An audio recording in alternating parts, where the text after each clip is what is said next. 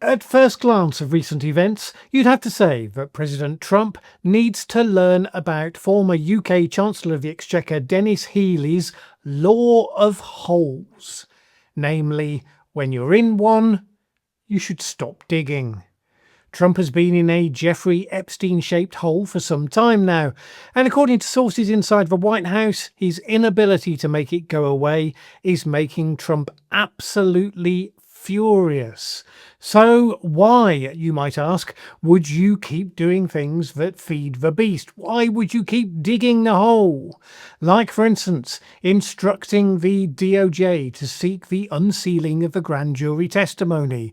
Won't satisfy anyone, but it'll keep the process alive. And why, oh why, would you announce that you're going to conduct an interview with Epstein's partner Ghislaine Maxwell? And it's at that point you realise, yeah, there actually is a plan behind that one. It's kind of desperate. You can see why they would think that it might well work, though. And they could even be right, although I think the odds are against them. So, let's explore that. To understand why this secret plan of Trump's makes sense, there's a few things we need to note about where we are. Yes, Trump has been facing a stubborn backlash from key influencers and members of his own base over his administration's refusal to, or inability to, release all of the Jeffrey Epstein files. He is deeply frustrated that those of his staff who used to run around inflaming conspiracy theories around Epstein seem incapable of putting out those fires now they're in key positions in his administration. He is similarly frustrated that this was a complete own goal, because nobody was demanding that Attorney General Pam Bondi should go running around hyping up material about to be released, only to then turn around at the end and say, ugh, nothing to see here. The threat to Trump from all of this, as I've discussed before, comes predominantly because Trump has lost his sure touch with his base, having spent years training them to be suspicious of the powers that be. They are now turning that suspicion onto him. And it could be that all of the lies and all the grifting and all the constitution abusing stuff that they were willfully blind to in the past, suddenly they'll start to see all of it completely differently, either now or at least in short-term hindsight. Trump has tried everything to turn it around. He tried telling everyone it was old and boring, but they didn't care. He ranted at them on social media, calling them weaklings and saying he didn't want their support anymore. Well, that didn't help. Then he leapt on an extraordinarily weak accusation against former President Obama, saying that there was incontrovertible evidence that he was guilty of treason. Now, if it had been a credible claim, maybe that would have done it, but not so much. Even people who are desperate for it to be true, like, for example, Conservative commentator Matt Walsh, were unimpressed, saying, enough of the memes and the tough talk, go put these people in handcuffs. Yeah, unfortunately though, Matt, right now that's still a remarkably stupid thing to do if you don't have a real case against somebody. I mean, give it a year or two. Maybe once you've gotten Amy or Bove, another loyalist, onto the key courts, such niceties won't matter anymore, and you can lock up everyone you want. Until then, Trump wants you to jump on the accusation and focus on them, talk about them, rather than talking about Epstein. Can you do that? Apparently not. This situation has, as virologists might say, crossed the species barrier. A MAGA-fueled conspiracy theory, with Trump himself tearing his hair out of a lack of control of the narrative for it all, well, it seems to have enabled Democrats to re-find their long-lost mojo. And this is going to become important in what I think Trump is trying to do next. Congressional Democrats have been looking to force votes on the topic in the House that would expose the deeply divided Republicans on the other side. Democrat Ro Khanna got together with Libertarian Republican Thomas Massie to put together a motion on releasing the Epstein files in full. Speaker Mike Johnson, who had himself been heard to mutter that all the files should just be released in full before he learned better, he had tried to bring in an early August recess to see off such shenanigans.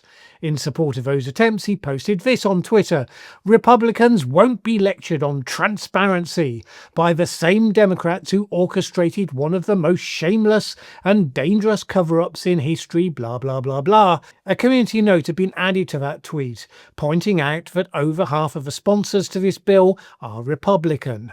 Oops.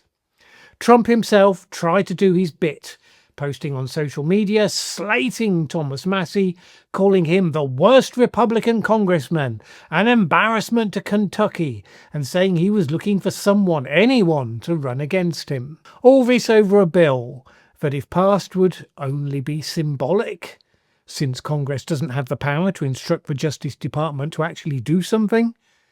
But the fact is that Democrats have been jumping into this because, of course, they see an opportunity. It is a course that's going to run for some time, they believe. It is damaging to Trump's image with his base, particularly with swing voters, who have said that they're not impressed with how the Epstein stuff is being handled. Now, of course, it's not going to still be a substantive issue when we get to the midterm elections next year. But it dovetails nicely with the tack that Democrats expect to be taking, which is that Trump is of the elites, defending the interests of the elites.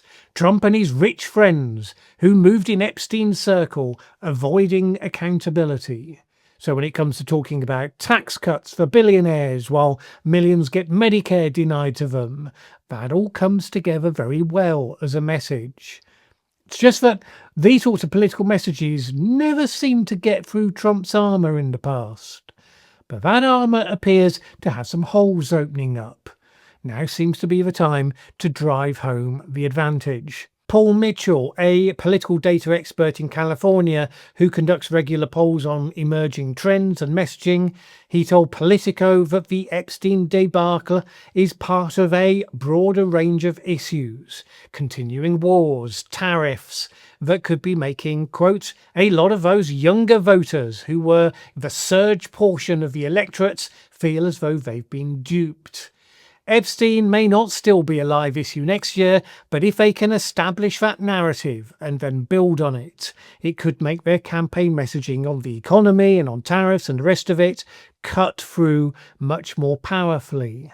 So with all that in mind, you might ask yourself, why would Trump's DOJ, which unlike every other DOJ in recent history is acting very much as the legal wing of the president, why would the DOJ be sending someone to interview Ghislaine Maxwell? First of all, do we believe the conversation will go along the lines of, "Tell us everything you know, Ghislaine, without fear nor favour as to who it involves"? No, demonstrably not. Ask Erez Riveni, the DOJ whistleblower who was fired after refusing to lie to the court about Kilbar Albrego Garcia by the DOJ. Are they going to ask her to swear on oath that Donald Trump was never involved in anything criminal? Well, they could do that, but would that testimony in those circumstances make the slightest difference? Do they even think that it would? Certainly not to the MAGA conspiracists, and probably not to anyone else. All it would do would be to reinforce the association. But there is one thing they could try to bring about. Suppose they offer Ghislaine Maxwell a deal where she testifies that Bill Clinton, very much involved in the worst of Epstein's activities, in the same way that Trump tried to deflect attention by pulling out claims of treason against Obama, which will die because there's no evidence it would stand up in court, and besides, the Supreme Court's immunity for presidents presumably would apply to Obama now as well. But that's his instinct, to go on the attack. So getting Maxwell to deflect attention from Epstein and Trump to Epstein and Clinton, that could well be the plan. If it worked, it could serve all their needs. The MAGA base would likely seize upon any evidence that the real Epstein scandal sticks to one of their hated opponents, not to one of their own. There'd be a few holdouts on that, but they'd probably be a tiny minority. Secondly, it would almost completely disable the Democrats' use of the issue as an attack vector for them. It would instead put them on the back foot, make it a defensive issue for them, rather than for Donald Trump. It would come across as faintly desperate, but in this modern world of bizarro politics, maybe it could still work. Now, a few reasons why it probably won't. First, Maxwell would need to be given a major incentive to play a part in such a charade. Her position has been to date that she was innocent of the charges against her. She has not ever admitted guilt. She has not been agreeing to the idea she knows anything about the existence of a client list or anything of the sort. If she suddenly changed that story now, kind of become fairly obvious that here is the testimony of someone who has a major incentive to say whatever the Trump administration wants her to. What incentive could Trump offer her? Well, first, the Justice Department could file a Rule 35 motion, which is a request to a federal judge to lower a prison sentence, which can be based on the fact that someone's cooperated with the government, which would be great. But the judge can say no. Maxwell's case is overseen by US District Judge Paul Engelmayer, an Obama appointee who has displeased the Trump team already in the last 6 months. So if you were Maxwell, you wouldn't be taking that promise to the bank. The alternative then would be for Trump himself, as president, to pardon her or commute her sentence. Obviously, he indisputably has the power to do that.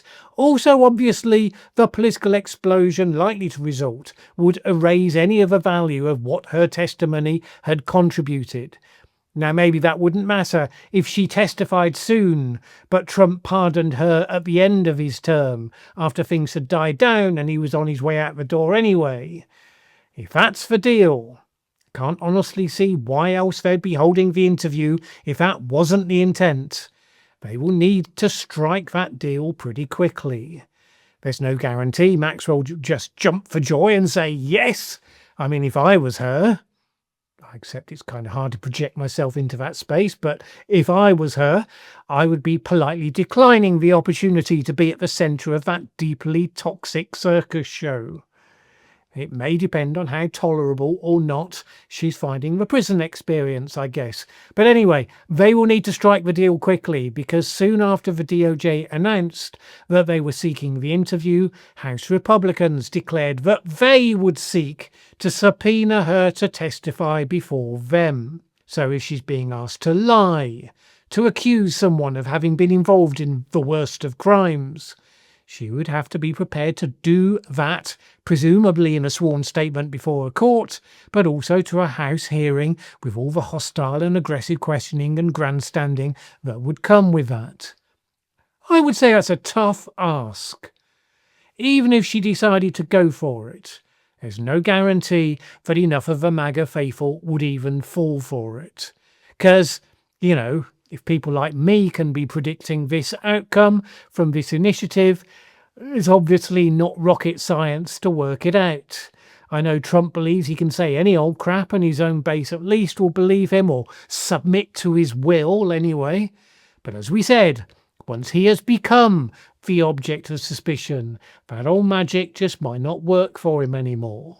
And remember as well, what often gets public figures when they do something wrong? Not the thing they did. Very often, as with Richard Nixon, of course, it's the attempted cover-up that brings them down. All the more reason, as the late Dennis Healey would likely have said, to stop digging that hole.